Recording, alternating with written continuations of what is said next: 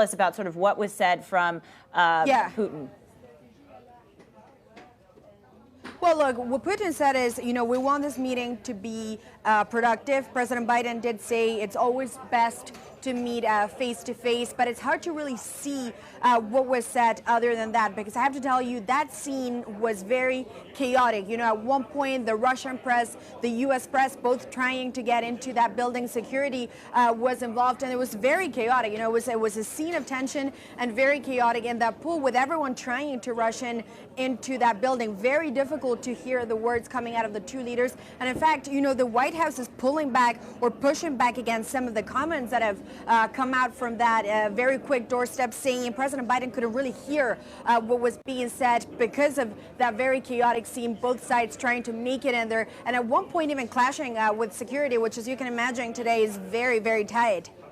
Maria Tadeo in Geneva with the latest on the meeting between Vladimir Putin and President Biden. Thank you so much for joining us. With us now to discuss is Hagar Shamali, Greenwich Media Strategies CEO, also former Treasury spokesperson for terrorism and financial intelligence. We also have with us Oksana Antonenko, Director of Global Risk Analysis at Control Risks, which advises businesses and governments on political trends and crisis management. Hagar, I want to start with you. I've been thinking a lot about this in the preceding days. What is the actual point of this meeting, especially for the Biden administration? Sure, it's a few things. First, a lot of it is, as Biden said, right? He wants to let Putin know what he wants him to know. And so he's going to detail for him the type of objectionable behavior that he's not going to tolerate, like interference in elections, hacking, certainly hacking the government, allowing hackers within Russia's borders to pursue ransomware attacks, interference in Ukraine, and also pursue areas of common interest. And that's always how it had been, by the way, even after their annexation of Crimea. So, for example, how they can work together on the Iran deal, on arms control, on climate change.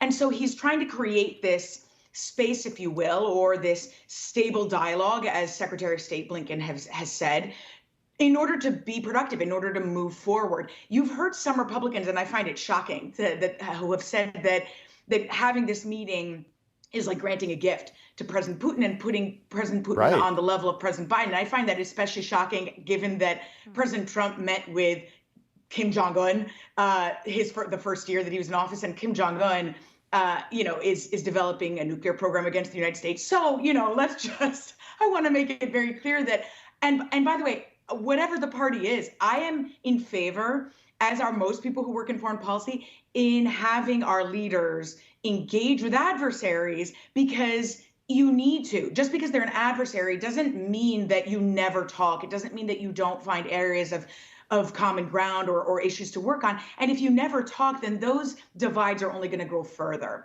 So while I don't expect Putin's behavior to change overnight, and I certainly don't think President Biden does, the goal here is to have this be the first step in setting the tone for the next 4 years and creating space for future work to be done. Oksana, what is it that businesses should be looking for in this meeting? I mean, of course, there's a number of things on the agenda for these two leaders to be discussing, but what is sort of front and center that the corporate community is going to be watching out for?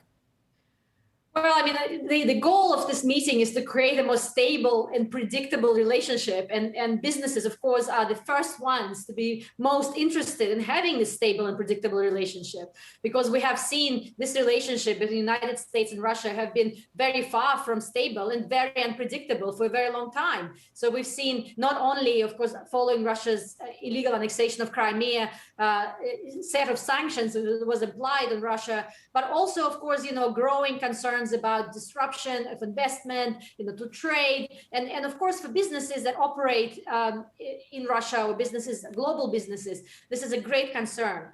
We're of course, wondering to what extent this meeting is going to have an impact, overall on relationship, for example, between Russia and other important players in the world. For example, we recently seen the meeting of the OPEC Plus group, which has been very important in stabilizing the global global energy markets. To what extent, we've seen so far cooperation between OPEC and United States in that space, to what extent this meeting can actually help to continue bring stability to the markets, going forward. But generally, this stability and predictability is what the companies are looking for. Right. And Hagar, just bouncing off of what Oksana just said, of course, we're seeing President Biden go there right after his meeting with the other G7 leaders and NATO summit. How does that impact potentially what outcomes we see coming from this meeting, both on the U.S. side and on Russia's side? Sure. So first, to answer your question directly, this trip was very strategically created in order for Biden to be able to walk into this meeting from a position of strength. And by going to the G7 first and then the NATO summit, what President Biden is doing is reinforcing his two key themes of stronger alliances and shared democratic values. And the idea here is not just to basically reset the tone of U.S. foreign policy after the last 4 years of Trump, but also to go into this meeting and let Putin know that whatever Biden says, Putin should know that he's got all these countries behind him. And let's not forget that NATO is a real thorn in Putin's side. Putin hates NATO. And the reason for that is because NATO continues to grow and it continues to accept members that run up against Russia's border or that are Russia's friends. So Biden will go in there having this happen. What Oksana said was absolutely right. And there are two notes I just want to add to that, which is first that Russia is so difficult to be predictable. When I was at the White House and I handled Syria and we worked closely with Russia, it was impossible to predict their ways and why they would take certain actions the way they would. It was, even for Russia experts, Russia can be very unpredictable. So seeking that predictability would be helpful. I would say that the one thing that I find has been difficult to predict is the Nord Stream 2 pipeline. And this is something probably of interest to your viewers and to business and to Oksana in particular, because that's something that President Trump was looking to crack down upon. That's something that matters a lot to President Putin and to Germany. But Biden has shifted, even with the sanctions and the tone that he's taken and his expulsion of diplomats here in the United States. President Biden doesn't seem too ready yet to sanction and to impose strong sanctions on the Nord Stream 2 pipeline. So it's very fascinating which way this could go. Yeah, especially given the reliance of the Russian economy, of course, on fossil fuels, on oil. Oksana, I want to ask specifically about cybercrime here, because speaking of unpredictability, who knows what the next U.S. target will be to get attacked by ransomware? This front and center among the official topics for the Biden and Putin meeting. What can the United States do? What can President Biden say to Putin in order to make it clear that the United States will not tolerate state-sponsored hacking, state-sponsored cyber attacks? And does the Biden administration actually have any power to do that? Well, for Russia, for quite a long time, the cyber attacks or cyber action in cyberspace has been really a weapon of choice in many ways because of this asymmetric nature of relationship between Russia and the United States. For example, between Russia and Europe, there's a lot of economic interdependency in the energy sphere, but between the United States and Russia, I think there is not as much that Russia can do in response to the US sanctions, which can hurt the United States. And therefore, cyber has been really a choice of strategy to really try to influence the decision-making and actions in the United States.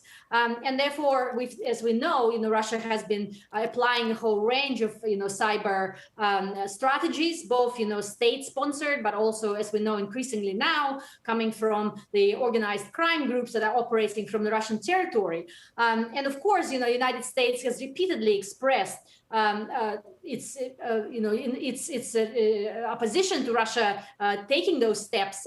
But at the same time, there's been very little that we have seen which was effective in trying to contain and deter Russia from doing that. So maybe the answer here is much more geopolitical. So Putin has for a long time been proposing that there has to be some sort of pact between the United States and Russia in relations to the digital and cyberspace, which involves a mutual non-interference. Because what Putin is doing by applying those cyber strategies is really trying to deter what he sees as, interference from the United States and Russia's domestic politics, something which the United States, of course, is not prepared to accept.